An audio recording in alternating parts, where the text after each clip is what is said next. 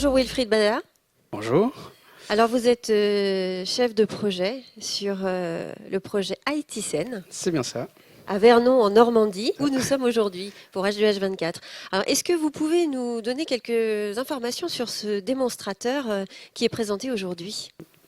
Oui, bien sûr. Alors, pour être un petit peu plus précis sur la localisation, on est sur le campus de l'espace à Vernon, donc un lieu stratégique pour le développement de l'aérospatial européen, avec tout de même des grands acteurs type Safran, Ariane Group, et le projet ITSEN, donc un projet pilote pour le stockage et distribution de l'hydrogène. Voilà.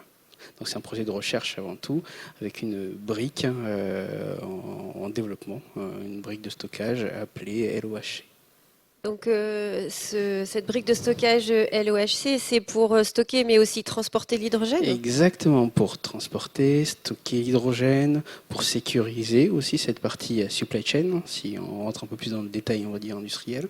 Notre projet, au-delà, quelque part, de faire des essais forcément de recherche et développement, ça reste un banc d'essai. Nous avons vocation à intégrer dans une chaîne de valeur mature ces technologies émergentes. Comment ça fonctionne concrètement? Alors, là, on a vu dans le démonstrateur, il y a plusieurs parties. Concrètement, dans une chaîne de valeur, pour expliquer rapidement c'est quoi une chaîne de valeur, on produit de l'hydrogène, on stocke, on transporte et on l'utilise. Ça, c'est la chaîne de valeur, on va dire, tout à fait classique de l'hydrogène. On se focalise sur la partie stockage et transport de l'hydrogène. Et comment fonctionne le LOHC? L'électrolyseur va produire de l'hydrogène gazeux. Voilà. Donc, l'eau va être précipitée en produit d'hydrogène gazeux. Et nos réacteurs d'hydrogénation vont capter cet hydrogène, cette molécule de dihydrogène, pour tout à fait précis, dans un solvant organique, le LOHC, qui est liquide, va inerter cette molécule d'hydrogène, donc va le rendre plus sûr quelque part.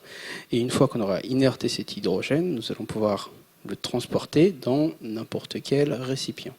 C'est-à-dire en termes de coût d'infrastructure de transport et stockage, il n'y a pas de coût complémentaire, on utilise l'existant. C'est ce qu'on appelle plus ou moins le low-tech.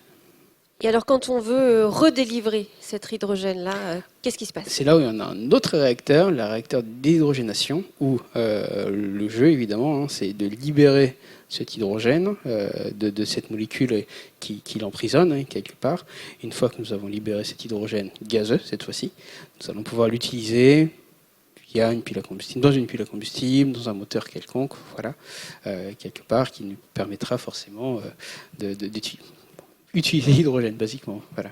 Ça nous permet finalement de transporter l'hydrogène jusqu'à l'usage final, presque. Exactement, jusqu'à l'usage final, encore une fois, à moindre coût, en enlevant cette partie ATEX du stockage pur de l'hydrogène, stockage évidemment et transport, et encore une fois, en réduisant le coût de supply chain de l'hydrogène. Quels sont les avantages si on comparait au transport de l'hydrogène liquide, où là, il faut refroidir fortement par rapport à de l'ammoniac ou de l'hydrogène gazeux? Il y a des avantages, des inconvénients.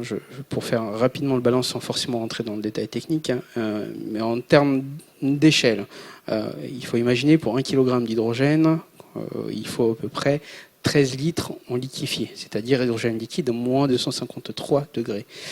C'est un coût forcément énergétique assez important. Aller du température ambiante à moins de 153 degrés, c'est pas négligeable. Quand on prend la partie compression d'hydrogène, c'est-à-dire en hydrogène embarqué, à peu près 700 bars, on est à 1 kg aux alentours de 25 litres à peu près. 25 litres pour 1 kg d'hydrogène, 700 bars. Mais on est à 700 bars, c'est-à-dire qu'en termes de contraintes ATEX, en termes de contraintes risque, tout simplement, on reste assez élevé.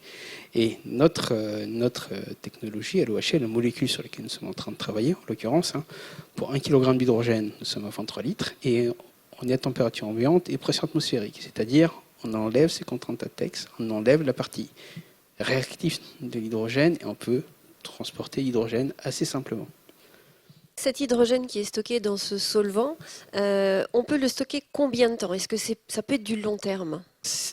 C'est du long terme. Si on imagine aujourd'hui une échelle industrielle d'hydrogène, il faut voir le LOHC comme étant un système de stockage stratégique à l'échelle de la tonne. C'est là où économiquement elle devient intéressante quand on passe cette échelle de la tonne, donc du mégawatt. C'est quelque part vers cette échelle où on se tend en termes de production en l'occurrence.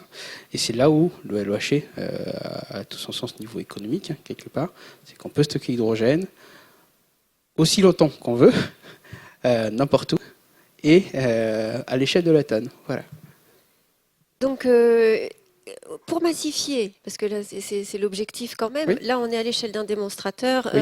Comment vous pouvez simuler le passage à l'échelle? C'est tout l'enjeu du projet ITCEN.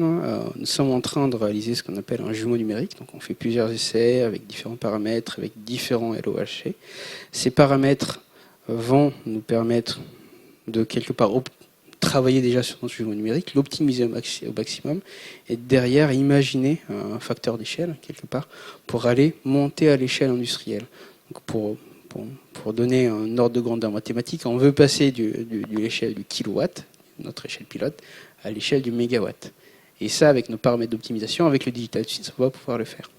Donc les jumeaux numériques, très utiles aujourd'hui pour votre démonstrateur. Exactement. Dernière question, le solvant qui est utilisé pour la molécule, il y a une certaine nocivité ou pas? Oui, alors effectivement. Elle est transportable comme de l'eau, mais il ne faut pas la boire, ça c'est sûr. Voilà. Elle a une certaine toxicité. C'est une famille de molécules, ce n'est pas une molécule spécifique, mais effectivement, il y a un enjeu aussi de ce que nous sommes en train de faire à côté ITCEN, c'est réduire le plus possible quelque part le facteur risque des molécules LOHC. C'est d'où les essais avec différentes molécules, plus ou moins organiques. Voilà. Vous avez l'occasion de venir nous voir, si évidemment. Oui, en tout cas, on a vu le démonstrateur tout à l'heure. Pour terminer, le projet est porté par l'université ITII. C'est une centre de formation, pour être tout à fait précis, pôle formation UMM, donc, et avec une entité à part entière, IT2I Normandie. C'est une centre de formation qui forme des ingénieurs en alternance de Bac plus 3, Bac plus 5. Voilà. C'est un projet en consortium, ITCEN, avec 4 partenaires, EBTEN, EDF Eifer et laboratoire LSPC de l'INSA de Rouen. Et le financement des régions et étatiques, région Normandie, région Île-de-France et l'ADEME. Voilà. Merci Wilfried Badard. Merci beaucoup. À bientôt. Et moi, je vous retrouve pour une prochaine émission H2H24.